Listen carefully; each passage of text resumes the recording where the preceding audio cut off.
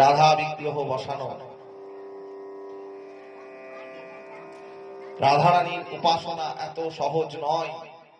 আমরা হারাধে হারাধে জয় রাধে জয় রাধে করে দুবার বৃন্দাবনে গিয়ে গড়াগড়ি দিয়ে ভাবছি আমরা রাধারানীকে পেয়ে গেলাম। ব্যাপারটা এত সহজ নয়। রাধারানী সেই স্তরের উপাস্য নন। তিনি পরব্রহ্মের প্রেয়সী, তিনি প্রেমিকা তত্ত্ব। জগতের প্রেমিকাকে শ্রদ্ধা দান করে এমন লোক দেখেছেন? পরকীয়া নায়িকাকে, পরকীয়া নায়িকা যিনি পরকীয়া প্রেমে ব্যস্ত, এরকম মানুষকে কেউ শ্রদ্ধা করে কি প্রাকৃত জগতে? করে না, করে না।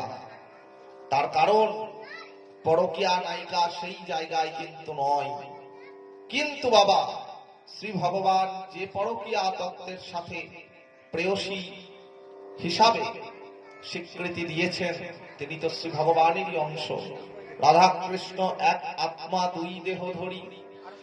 রাধা কৃষ্ণ এক আত্মা, কিন্তু তারা লীলার প্রয়োজনে দুটি দেহ ধরেছেন। একটি কয়েন, 1 টাকার কয়েনের এপাশে অশোক চক্র, ঠিক তার উল্টো দিকে লেখা 1 রুপি কয়েন।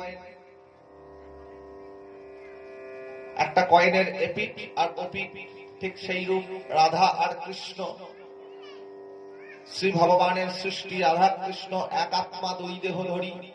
অন্যন্যে বিলসে রস আস্বাদন করি। তারা রস আস্বাদন করছেন পরস্পর, রাধা আর কৃষ্ণ। সেই দুই এক এবে চৈতন্য গোসাই। সেই রাধা কৃষ্ণ মিলিত স্বরূপ হয়ে চৈতন্য গোসাই হয়ে এসেছেন।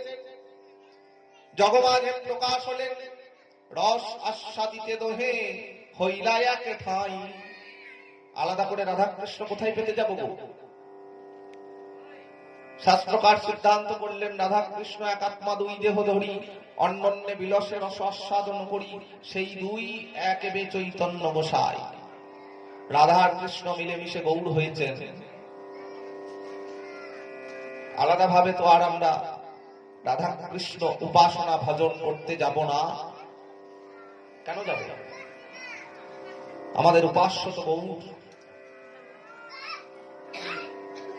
সাক্ষাৎ গৌর হরি আমাদের কলিযুগের আরাধ্য, কলিযুগের উপাস্য।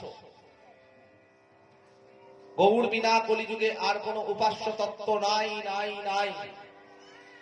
যদি কেউ গৌর নিতাই ছেড়ে অন্য উপাস্যে যান, তার কলিযুগোচিত ভজন বৃথা, বৃথা, বৃথা।